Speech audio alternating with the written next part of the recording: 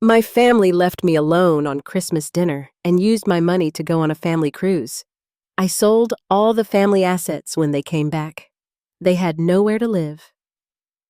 I'm glad to have you here. Follow my story until the end and comment the city you're watching from so I can see how far my story has reached. The scent of cinnamon and apple pie filled my kitchen as I carefully placed the last of the hand-painted name cards around my dining table. 72. Years old, and I still took pride in these little touches.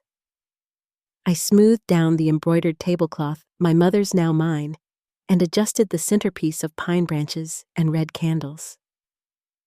Perfect, I whispered to myself, stepping back to admire my work. The table was set for 14, my 3 children with their spouses, 5 grandchildren, and me.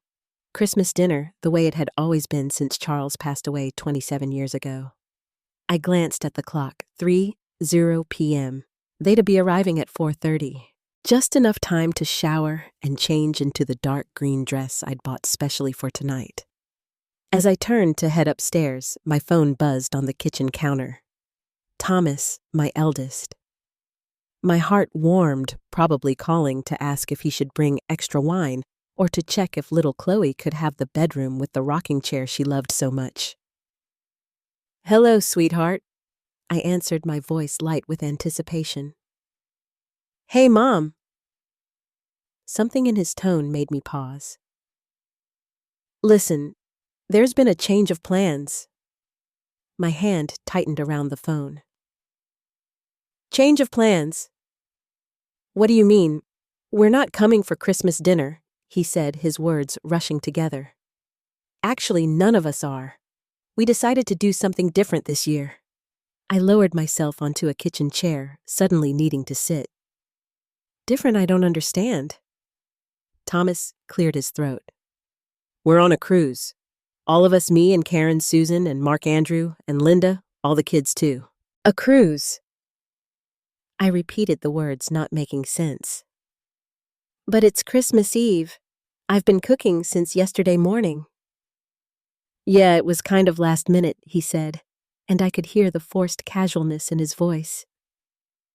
"Susan found this amazing deal for a family cruise, 18 days in the Mediterranean. We couldn't pass it up." The phone felt heavy in my hand. Why didn't anyone tell me I could have come too? A pause. "Well, Mom, you know how you get seasick. And there wasn't enough room anyway. It was exactly enough cabins for our immediate families." Immediate families. The words stung more than they should have. "When did you all leave?" I asked, struggling to keep my voice steady. "This morning. We're already at sea." I heard laughter in the background, the clink of glasses. "Listen, Mom, I've got to go. They're doing this welcome thing on the main deck. Merry Christmas." "Okay, we'll call you when we get back." The line went dead before I could respond. I sat at my empty kitchen table, the phone still clutched in my hand, surrounded by the smells of a feast no one would eat. Slowly, I rose and walked to my purse, fishing out my reading glasses and bank card. With trembling fingers, I logged into my online banking app, and there it was, a withdrawal of $14,750 from my savings account 3 days ago. The description read, "Oceanic Voyages." My legs gave out, and I sank back onto the chair. They had used my money, my savings, without asking to take a family vacation without me. Outside, snow began to fall, delicate flakes gathering on the windowsill. I watched them, feeling numb. The turkey in the oven would be done in an hour. The sweet potatoes were ready to be reheated. The pies, apple, and pumpkin cooled on the counter. My gaze drifted to the Christmas tree in the living room, twinkling with lights and laden with ornaments collected over decades. Beneath it sat carefully wrapped presents, one for each child, each grandchild, each in-law. Selected with thought, wrapped with care. I rose on unsteady legs and walked to the dining room again. 14. Place settings. 14 chairs, 14 name cards. I picked up Thomas, then Susan's, then Andrew's, then each of their spouses and children. One by one, I collected the name cards, stacking them neatly. Then I gathered the extra plates, the unused silverware, the empty glasses. I reduced the table to a single place setting, just one mine. As darkness fell outside, I sat at the head of my table. Christmas lights reflecting in the window behind me. I could see my reflection, an old woman alone on Christmas Eve, a feast prepared for loved ones who chose not to come. I thought about calling someone, a neighbor perhaps, or my sister in Michigan. But pride kept my hands still.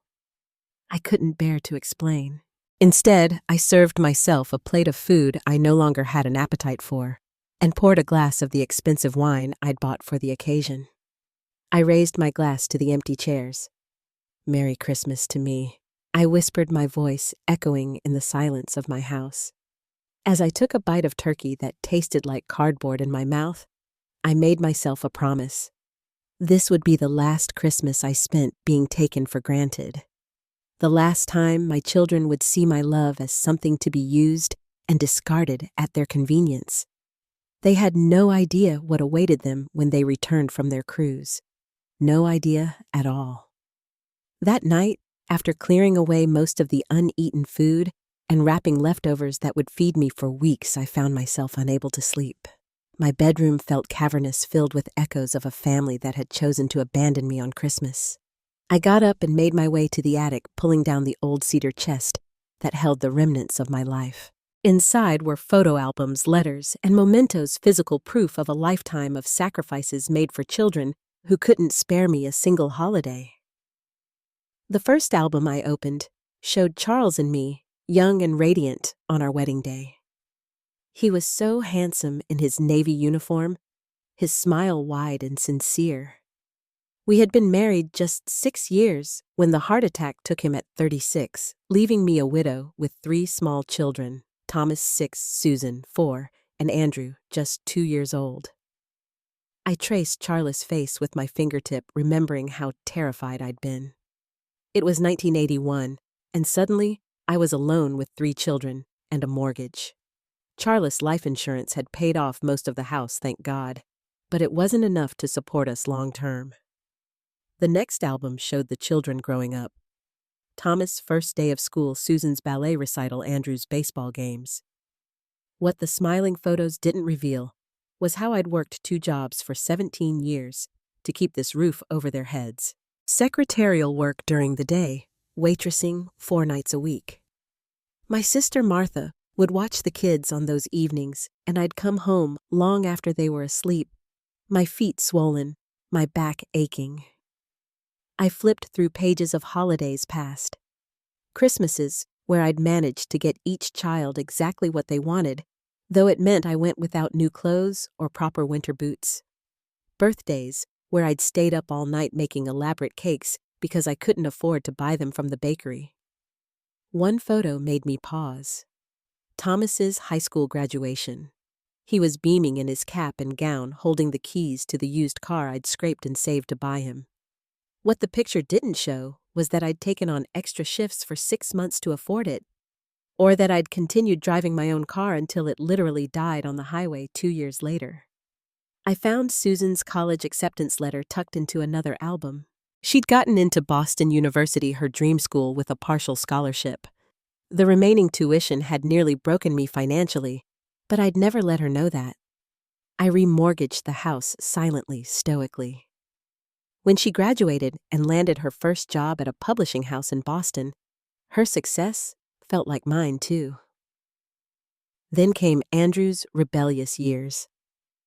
The calls from school, the minor scrapes with the law, the string of jobs he couldn't seem to keep. I found the receipt for the lawyer I'd hired when he'd been caught with marijuana at 19. $4,000, $500 I didn't have put on a credit card I spent years paying off. Behind the albums were the property deeds the main house purchased with Charles, and then refinanced twice to put the kids through college. The small lake cottage we bought the year before. Charles died, which I'd almost sold during the lean years, but somehow managed to keep and the vacant lot Charles had inherited from his father, which I'd held on to because he'd always talked about building a family vacation home there someday. All 3 properties were solely in my name. Charles had made sure of that before he passed, wanting to protect me and the children. I closed the chest and walked to the window, looking out at the snow-covered yard where my children had once built snowmen and had snowball fights. The yard I still paid to have mowed and maintained, though I could barely bend a garden anymore. My whole life had been devoted to giving them stability opportunities, a foundation from which to build their own lives. I'd gone without work until I was exhausted, put my own dreams aside, all so they could have what Charles and I had planned to give them together. And how had they repaid me? By stealing my savings for a cruise they didn't even invite me on.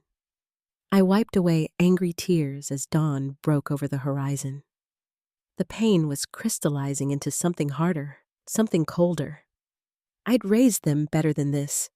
I'd taught them about respect, about family, about gratitude. Or I thought I had. As the first rays of sun illuminated my bedroom, casting long shadows across the floor, I made my way back downstairs. The Christmas tree lights still twinkled, now seeming to mock me with their cheerfulness. I unplugged them with a sharp tug, plunging the room into the cold blue light of morning. Then I walked to my office, a small room off the kitchen that had once been a pantry. Inside was a worn desk, my old computer, and a file cabinet containing important papers. I pulled out my address book and flipped to the L section. Richard Collins, my late husband's college roommate and a real estate attorney. We'd kept in loose contact over the years. Christmas cards, occasional phone calls. It was time to make one of those calls, because if my children thought they could discard me like this, they were about to learn a very expensive lesson about the value of family. Helen. It's been too long. Richard's voice came through the phone, warm and familiar despite the years. How are you holding up? I hesitated, unsure how to answer. How was I supposed to tell my deceased husband's old friend that I'd spent Christmas alone while my children gallivanted on a cruise paid for with my stolen money? I've been better, Richard, I finally said, my voice steadier than I expected. I need some legal advice about my properties. There was a pause on the line. Of course. Would you like to come into the office? I can fit you in tomorrow. The next morning, I dressed with care. A navy pantsuit I'd bought years ago for Susan's college graduation, a string of pearls Charles had given me on our 5th anniversary. I needed to feel put together, dignified, even as my heart was crumbling inside. Richard's office was in a renovated Victorian downtown, all polished wood and gleaming brass.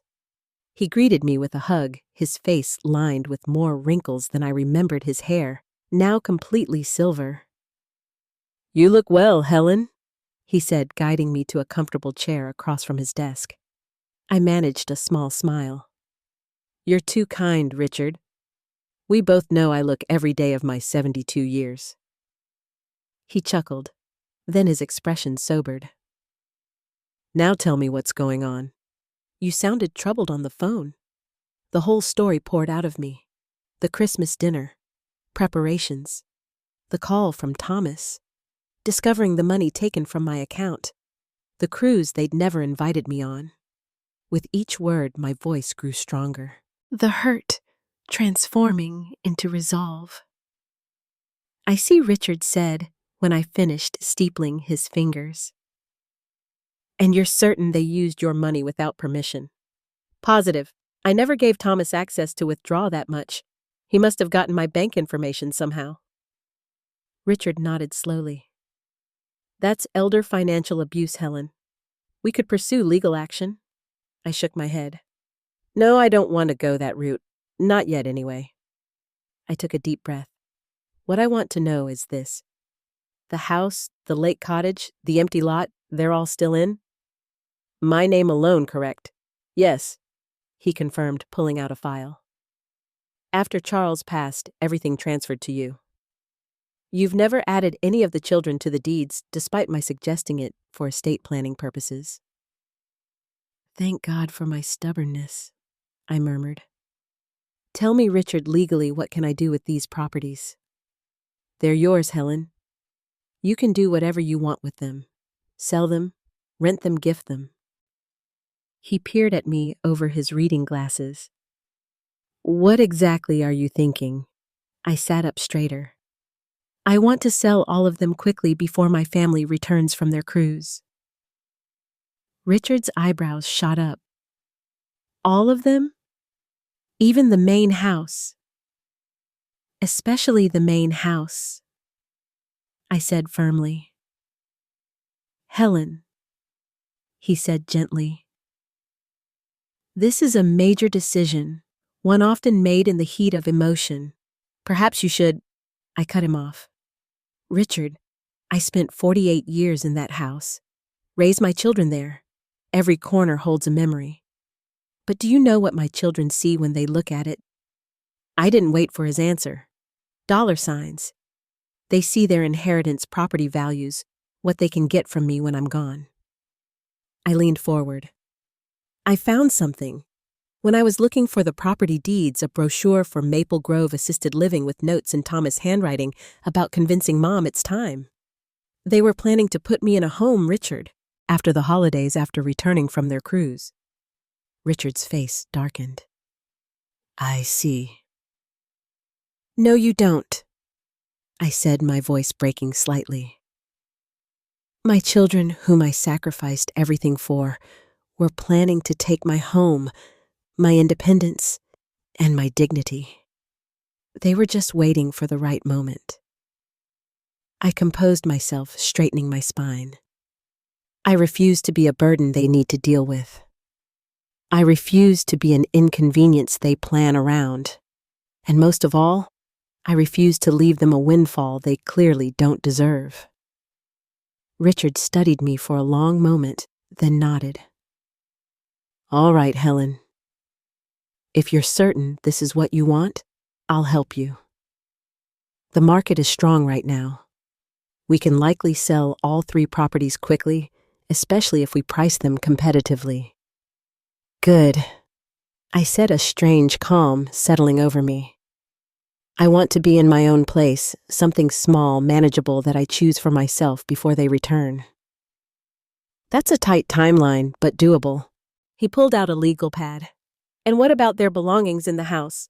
I hadn't considered that the children still had rooms filled with their things, boxes of memorabilia I'd kept for them, furniture they'd claimed, but left with me because they didn't have room in their own homes. Put it all in storage, I decided. I'll pay for 4 months. After that, it's their responsibility. Richard made notes, then looked up at me. Where will you go? Helen, have you thought about that? For the first time since making this decision, I felt a flutter of excitement. There's a small condominium complex near the park. I've always admired it when I go for my walks. The units have balconies overlooking the duck pond, Lakewood condominiums. Those are lovely, Richard agreed, and certainly within your budget, especially after these sales. As we worked through the details, I felt a weight lifting from my shoulders. For decades, I'd carried the burden of that house, the maintenance, the property taxes, the memories, both sweet and painful. I'd stayed because I thought that's what my family needed, a home base, a gathering place, a legacy. But they'd shown me exactly how much they valued that legacy when they abandoned me at Christmas and stole my money. By the time I left Richard's office, we had a plan in place. He would contact real estate agents that afternoon. The properties would be listed by the end of the week. With any luck, I would be in my new home before my children's ship docked. As I drove home past the familiar streets where I'd raised my family, I felt something I hadn't expected. Freedom.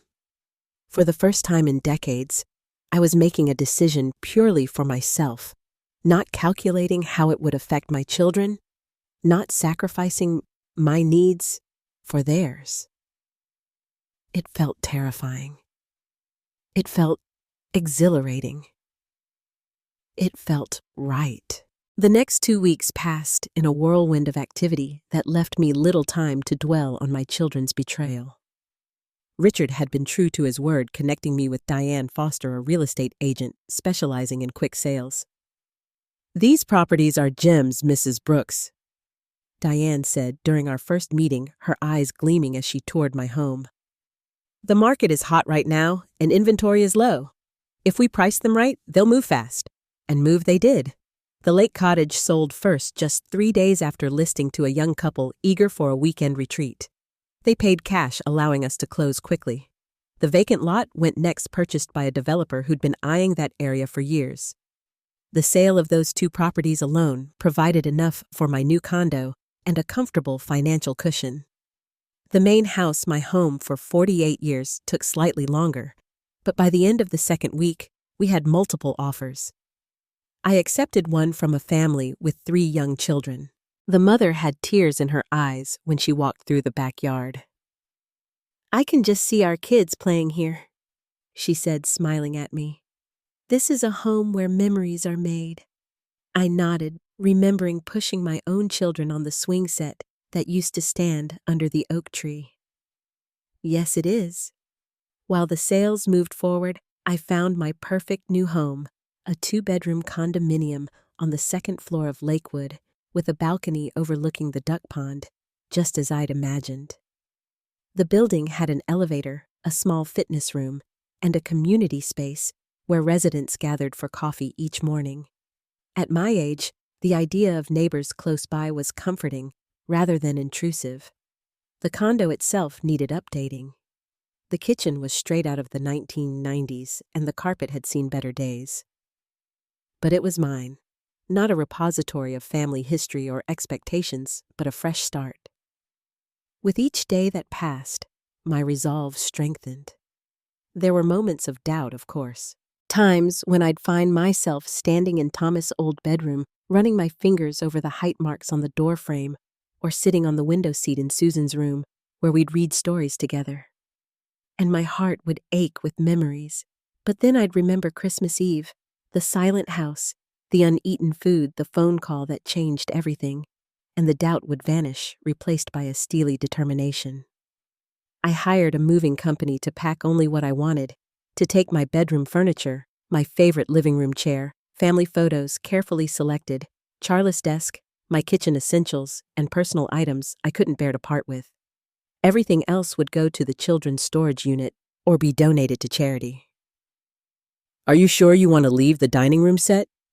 the moving foreman asked, eyeing the solid cherry table and chairs that had been the site of countless family meals. "It's a valuable piece." I looked at the table, remembering last Christmas Eve 14's place settings reduced to 1. "I'm sure," I said firmly.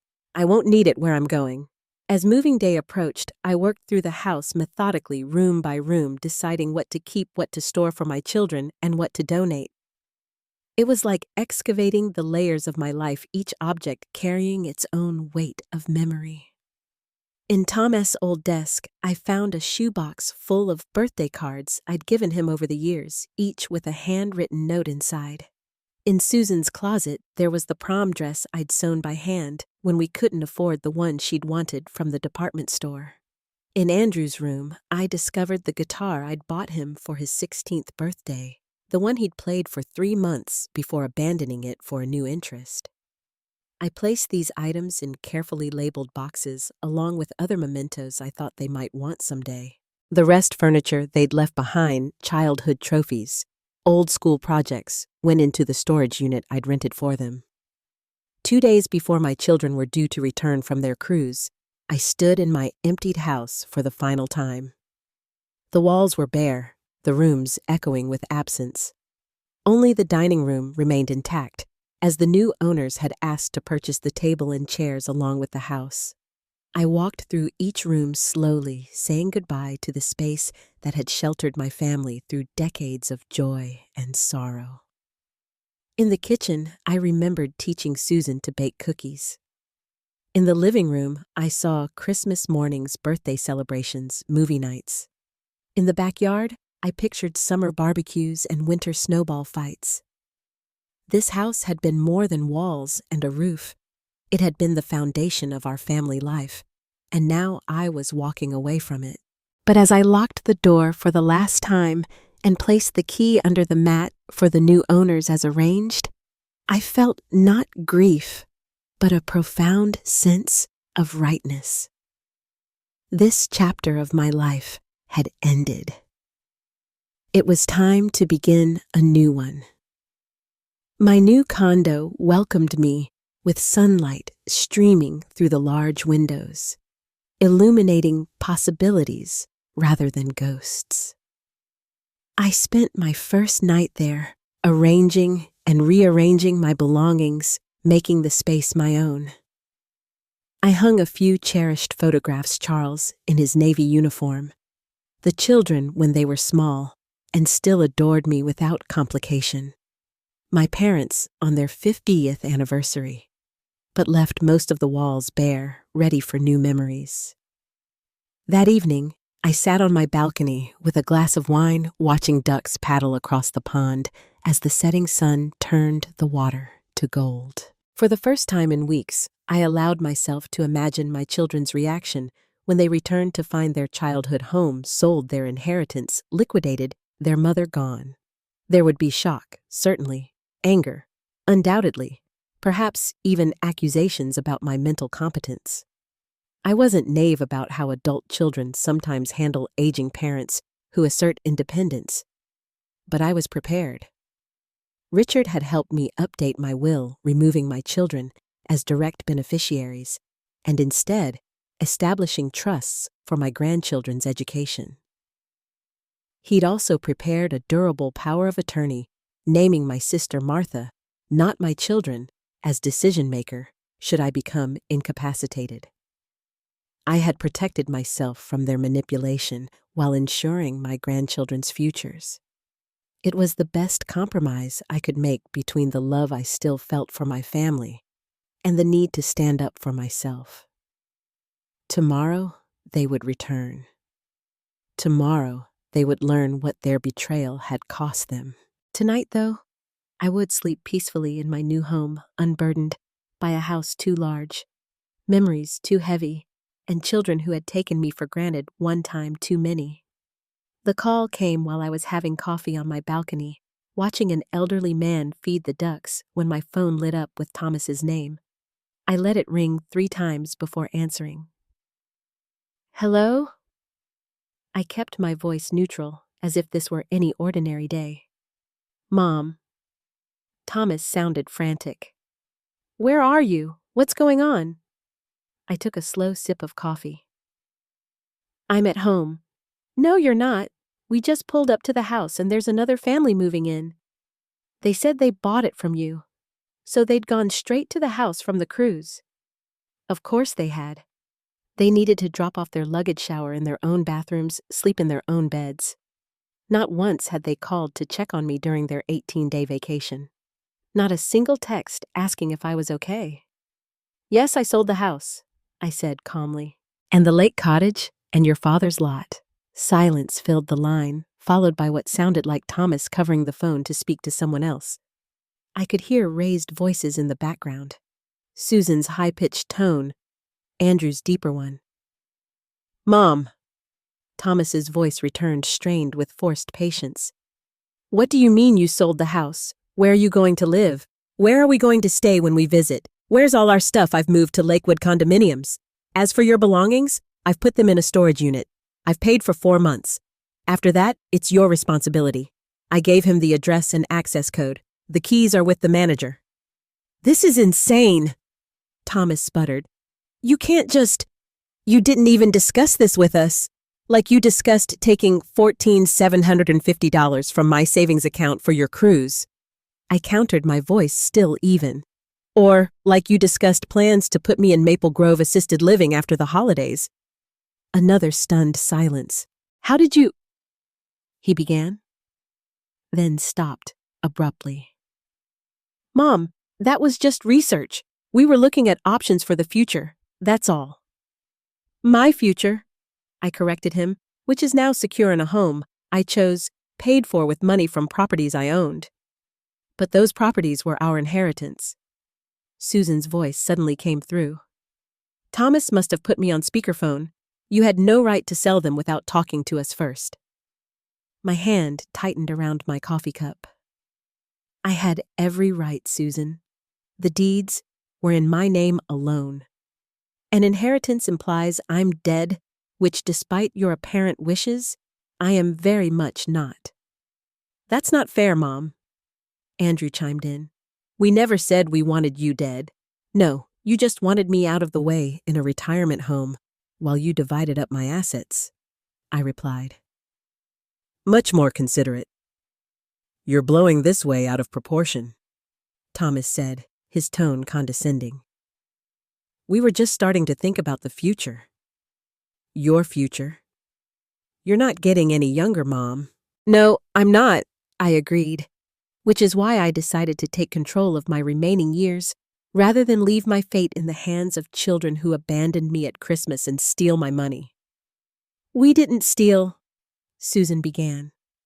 Thomas took $14,750 from my account without my knowledge or permission to pay for a family cruise I wasn't invited to join, I interrupted. What would you call it? No one answered. Mom. Thomas finally said, his voice softer now, cajoling. You're upset, and I understand, but selling everything is an extreme reaction. Let's talk about this. Where are you? We'll come over and we can work this out. I could almost see him, the same expression he'd worn as a teenager when caught breaking curfew. The one that said, I know I messed up, but I'm counting on your love to let me off the hook. No, Thomas. There's nothing to work out. The sales are final. You can't be serious, Susan said, her voice cracking. What about all our memories in that house? What about Charles? How could you just sell it out from under us? The mention of Charles sent a pang through my heart, but I held firm. Your father would be appalled at how you've treated me. He worked so hard to provide for us to make sure I'd be taken care of after he was gone. Do you think he'd approve of you using my money behind my back, of planning to put me in a home so you could have my property? It wasn't like that, Andrew protested weakly. It was exactly like that, I countered, and I've put a stop to it. Where are we supposed to go now? Susan demanded, anger replacing her initial shock. We just got off a cruise ship. We need to shower to sleep. I'm sure you can afford a hotel with whatever's left of my $14,750, I said dryly. Or perhaps you could stay with friends. That's what I would have done had I been included in your family vacation plans. This is ridiculous. Thomas snapped, his placating tone evaporating. You're acting like a spiteful child, not a 72-year-old woman. Have you lost your mind?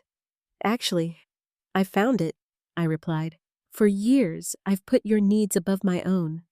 I've maintained a house too large for me, kept properties I didn't use because someday they'd be yours. I cooked your favorite meals when you visited, kept your rooms ready as if you were still children who might come home any day. I bent my life around yours. And how did you repay me? By excluding me from your Christmas plans and helping yourselves to my savings. I took a deep breath. No more. My life is my own now. My money is my own. My home is my own. You'll regret this, Susan said, her voice cold. When you're old and lonely and need help, you'll regret pushing us away. Her words stung, but I refused to show it. I was old and lonely this Christmas, Susan. The difference is now I'm choosing it on my terms, not having it forced upon me by my children's neglect. Fine, Thomas' voice returned hard with anger. If this is how you want it, fine, but don't come crying to us when you realize what a mistake you've made. I won't, I promised, and ended the call. I sat there for a long time after watching the ducks on the pond, my coffee growing cold. The confrontation had gone much as I'd expected. Shock, anger, accusations, attempts to make me feel guilty. But what surprised me was how little their words had hurt. The pain I'd felt on Christmas Eve had been like a raw, open wound. This was more like pressing on a bruise that had already begun to heal. It ached, but dully, distantly. My phone buzzed again. A text from Karen Thomas' wife. "How could you do this to your own family? The kids are devastated. They won't have Grandma's house to visit anymore. I hope you're happy with yourself." I didn't respond. Instead, I turned off my phone, set it on the table, and leaned back in my chair, closing my eyes against the morning sun. For the first time in a very long time, I was answerable to no one. The sensation was both terrifying and exhilarating. As I sat there, I heard a soft knock on my condo door. For a moment, I tensed, wondering if my children had somehow tracked me down already. But when I opened the door, I found an elderly woman standing there, holding a small potted plant. "Hello there," she said with a warm smile. "I'm Betty from Unit 4C. I saw you moving in yesterday and wanted to welcome you to Lakewood." I stared at her for a moment, then smiled back, accepting the plant. "I'm Helen. Thank you for the welcome. Would you like to come in for coffee?" As Betty stepped into my new home, I felt something unexpected. The first fragile tendril of a new beginning. 8 months had passed since the day I answered that fateful phone call from my children. 8 months of change, of growth, of learning who Helen Brooks was, beyond being a mother, a widow, a keeper of an empty family home. Spring had turned to summer, and my balcony garden flourished with herbs and flowers. I'd repainted the condo in colors I'd always loved, but Charles had found too bold. A soft sage in the living room, a warm terracotta in the kitchen. I'd replaced the dated carpet with hardwood floors, easier on my aging knees and much more elegant. More importantly, I'd built a new life.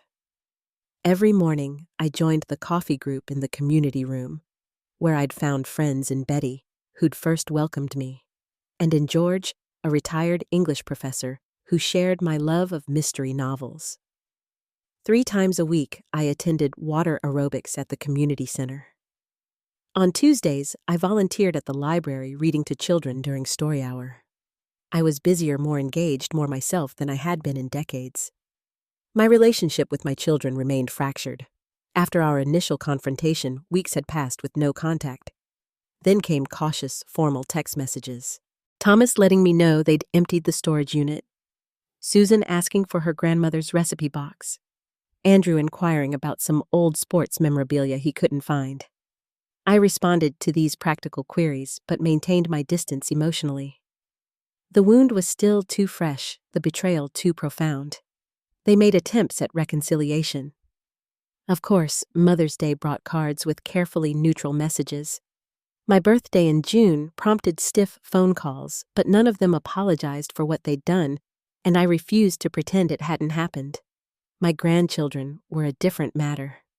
Chloe Thomas' 12-year-old daughter had been the first to reach out, sending me a hand-drawn card with a message that broke my heart. "I miss you, Grandma. It's not the same without your house to visit." I'd called her immediately, assuring her that while the house was gone, I was very much still here. We arranged for her to visit my new home, and Thomas reluctantly dropped her off one Saturday afternoon. "This is so cool, Grandma!" she exclaimed, exploring my condo with unfeigned enthusiasm. "You can see the ducks from your balcony." That visit opened a door. Soon, my other grandchildren began coming by sometimes, with their parents waiting awkwardly in the car, sometimes dropped off for a few hours. I took them to the park, taught them to bake in my new kitchen, helped with homework at my smaller but still welcoming dining table. Through them, I maintained a connection to my family, even as I established clear boundaries with my children. Today was special, though. Today marked exactly 8 months since I'd moved into Lakewood, and I'd invited all 3 of my children, and only my children, for dinner. No spouses, no grandchildren, just us. As I prepared a simple meal of roast chicken and vegetables, I felt a strange calmness. This wasn't about reconciliation or forgiveness. Not yet. This was about clarity, saying things that needed to be said without anger or haste. They arrived together, a united front. Thomas, still handsome at 48, his hair beginning to gray at the temples. Susan elegant at 45, wearing a dress that probably cost more than my monthly mortgage payment. Andrew boyish at 43, fidgeting with his car keys as if planning a quick escape. "Come in," I said, stepping aside to let them enter my new home, which none of them had yet visited. "Thank you for coming." They murmured polite greetings, their eyes darting around, taking in the transformed space. Gone were the familiar antiques and heirlooms that had filled our family home. In their place were new pieces I'd chosen just for me. A comfortable sectional sofa perfect for my shorter stature. Artwork that spoke to my taste, not Charles. A sleek television mounted on the wall where I watched my favorite shows without apology. "It's nice," Susan offered, sounding surprised. "Very modern." "Thank you," I replied, gesturing toward the dining area. "Please sit down. Dinner's ready." We settled around my table, small enough that we couldn't avoid looking at each other, but large enough that no one felt crowded. I'd set it with my new dishes, not the china we'd used for family meals for decades. After serving the food, I took my seat and looked at my 3 children. These adults who had come from my body, whom I had raised with love and sacrifice, who had wounded me so deeply. "Before we eat, I want to say something," I began, my voice steady. 8 months ago, I made a decision that shocked all of you. I sold properties you expected to inherit. I moved without consulting you. I established a life separate from the one you'd envisioned for me. Thomas started to speak, but I held up my hand. "Please, let me finish. This isn't about blame anymore. It's about understanding." I looked each of them in the eye. For 48 years after your father died, I defined myself as your mother. Everything I did, working multiple jobs, maintaining the house, setting aside my own dreams, I did for you. And I don't regret that sacrifice. It was my choice made from love. I paused, took a sip of water. But somewhere along the way, that sacrifice became expected rather than appreciated. I became a convenience in your lives, a free babysitter, a holiday host, a keeper of your childhood rooms, not a person with my own needs and feelings. "Mom, that's not fair," Susan protested. "We've always appreciated you." "Have you?" I asked quietly. "Was it appreciation that led you to take my money without asking? To plan my institutionalization without my input? To leave me alone on Christmas Eve after I'd spent days preparing a dinner for all of you? None of them could hold my gaze. I'm not saying this to hurt you." I continued, my voice softening. "I'm saying it because at 72, I've finally learned that being honest is more important than being nice. I've learned that loving you doesn't mean letting you treat me as an afterthought." "We never meant to hurt you," Andrew said, his voice small. "We just didn't think." "That's exactly right," I agreed. "You didn't think about me, about my feelings, about the example you were setting for your own children, about how to treat their parents when they age." I took a deep breath. "But I've had 8 months to think, to reflect, to decide what kind of relationship I want with you going forward. And I've decided that I would like us to try again, not as mother and children, but as adults who respect each other."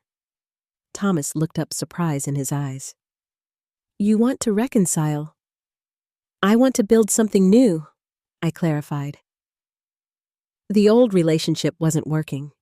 It led us here to this broken place, but perhaps we can create something healthier with clear boundaries and mutual respect. "What does that mean exactly?" Susan asked cautiously. "It means I am my own person with my own life," I explained. "I won't be available at your convenience. I won't tolerate being taken for granted. I won't give you access to my finances or allow you to make decisions about my future without my full participation." I served myself some chicken before continuing. "It also means I'd like to know my grandchildren better. I'd like to be invited to family gatherings not as the host, but as a guest who is wanted and welcomed. And someday, when I truly do need help, I'd like to be able to ask for it without fear of being steamrolled. Silence fell around the table as they absorbed my words. Then, surprisingly, Thomas spoke up. "I'm sorry, Mom," he said, his voice rough with emotion. "You're right about all of it. We treated you like an extension of ourselves, not like a person. And what we did at Christmas was unforgivable." "It wasn't your finest moment," I acknowledged, allowing a small smile. "But it's not unforgivable. It's just unforgettable." As we began to eat, the conversation tentatively shifted to safer topics: the grandchildren's activities, local news, my new friends at Lakewood. The tension didn't disappear entirely, but it eased. By dessert, a simple apple crisp made from my mother's recipe, we were talking almost normally. When they left that evening, Susan hugged me, whispering, "I like your new place, Mom. It suits you." "Thank you," I replied. "That's because I chose it for me, not for anyone else." After they'd gone, I sat on my balcony in the summer twilight, watching fireflies dance over the pond.